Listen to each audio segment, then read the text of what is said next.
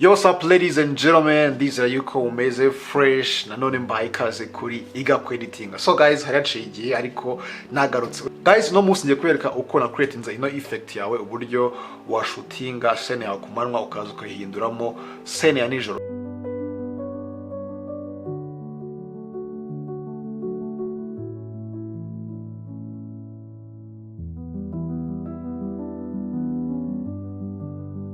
So ndaza gukoresha Adobe Premiere Pro, nta lat ndaza gukoresha cyangwa se preset cyangwa se ikindi kintu giturutse hanze except Premiere Pro. So nkuko urimo kubibona ahangaha, iyi niyo footage ngiye gukoresha, n'ubundi nakoresheje Lumix S5, okay?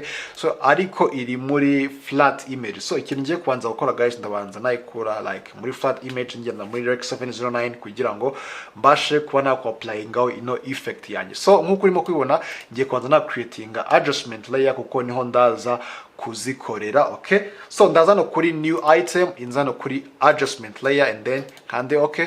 So ndaza kwitero rero nze kwishyira hano hejuru ya clip yanjye, extendinga bitewe n'ukuntu clip yanjye ingana, okay? So guys, cyo ndaza gukora, ndaza no kuri workspace, inze hano muri color, okay?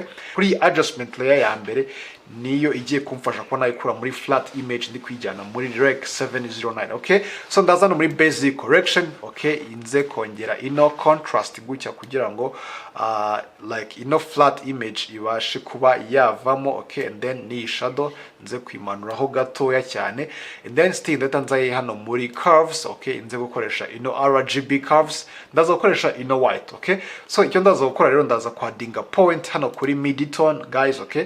Tabizi ko hano hagati abari muri mid-tone, okay? Hano hejuru ni highlight and then hano hasi ni muri shadow, okay? So ino inze kuyigabanya gutya, kuyimanura gutya guys, ubona ko like ya flat image yanjye ibaye nk'aho ivuyemo. Iyi niyo yari before, ingiye niyo after. So and then icyo ngiye gukora rero, ngiye ku applyingaho indi adjustment layer, ariyo ndaza gushyiraho iyo effect yanjye ya night scene, okay? So ndaza n'ubundi guterura muri this adjustment layer, ariyo ndaza gukoresha nze kwishyira hano hejuru, okay?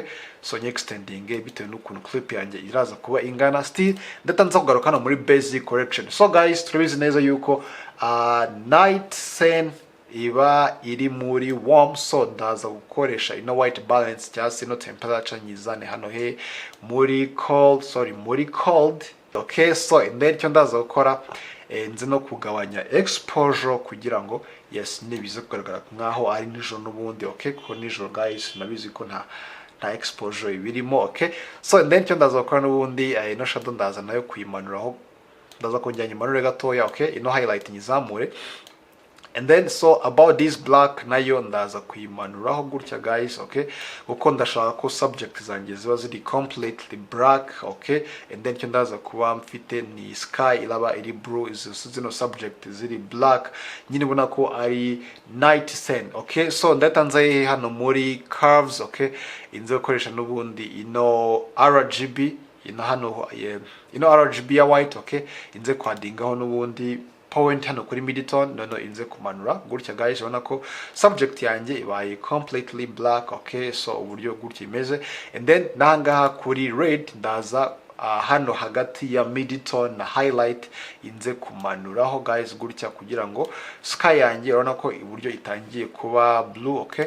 Even hano kuri green same as nkuko nabikoze kuri red, ndaza no kuyimanuraho gutya, okay guys? Urabona ko yes scene yanjye ibaye night scene. So and then guys, ubwo ninza guplaying urabona ko guys wagira ngo yes burije, kuko wagira ngo wayishutinze nijoro kandi ingiyi nayishutinze kumanwa. So guys, and then cyo ndaza gukora rero, ndaza kuita nadingaho sharpen guys, okay? Abizi ko guys nkunda nyine clip ziba ziri sharp, okay?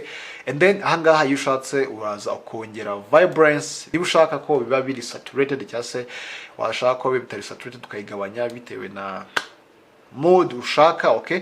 Okay, so ndaza kugabanya ngiye gatoya cyane, and then iyi niyo final result yanjye ndaza kuba mfite guys. So guys, nuko rero na creatinze ino day to night scene muri Premiere Pro, nta kindi kintu nkoresheje. So guys, ino video ni wayikunze, please ntugende udakoze subscribe, like, una sharing kugira ngo ujye ugetinga notification y'andi ma video about editing, usubscribing, uliking, usharing, leave your thumbs up. And then guys, ndabakunda cyane rero, tuze gurira muri video y'utaha. Peace.